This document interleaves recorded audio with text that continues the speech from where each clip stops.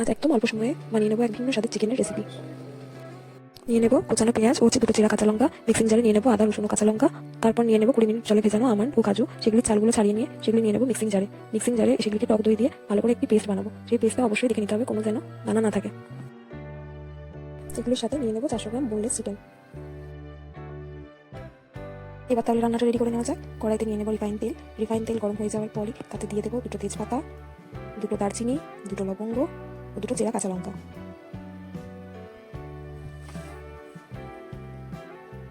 এগুলো ভালো করে নাড়িয়ে চাড়িয়ে নিয়ে যখনই গন্ধ আসবে তখনই সেটার মধ্যে দিয়ে দেবো পেঁয়াজ।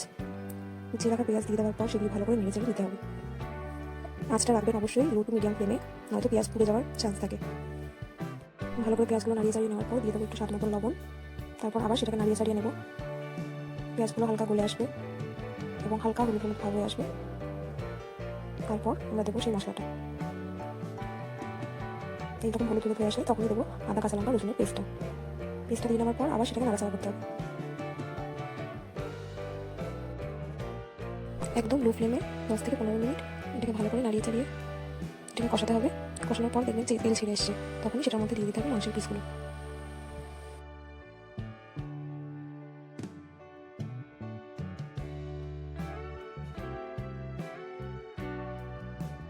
মাংসের পিসগুলো দেওয়ার পর ভালো করে এগুলোকে নাড়িয়ে চাড়িয়ে নেবো, ভালো করে মশলাটা মাখিয়ে নেবো।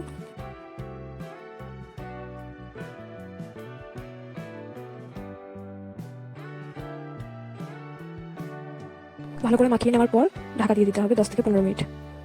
তারপর ঢাকা খুলে দেখবো মাংস থেকে জল ছেড়ে এসছে। সেই সময় দিয়ে দিতে হবে কাজু, আমন্ড ও টক দইয়ের যে পেস্টটা বানিয়ে রেখেছিলাম সেটি। তারপর সেটি দিয়ে ভালো করে সেটাকে নাড়াচাড়া করে নিতে হবে। একদম লো টু মিডিয়াম ফ্লেমে এই রান্নাটি করতে হবে, ভালো করে মিশিয়ে নিতে হবে। আবার এটিকে 10 থেকে 15 মিনিট কষিয়ে নিতে হবে যাতে কাজুর কোনো কাঁচা গন্ধ না থাকে।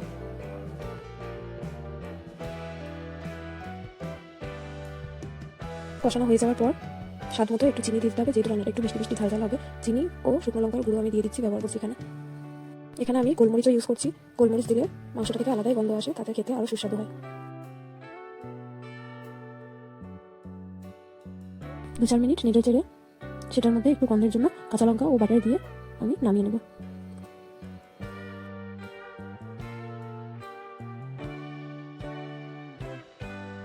ফুটে এলে সেটার মধ্যে একটু বেরেস্তা ছড়িয়ে দেবো। রেডি আমাদের চিকেনের এই দুর্দান্ত রেসিপিটি।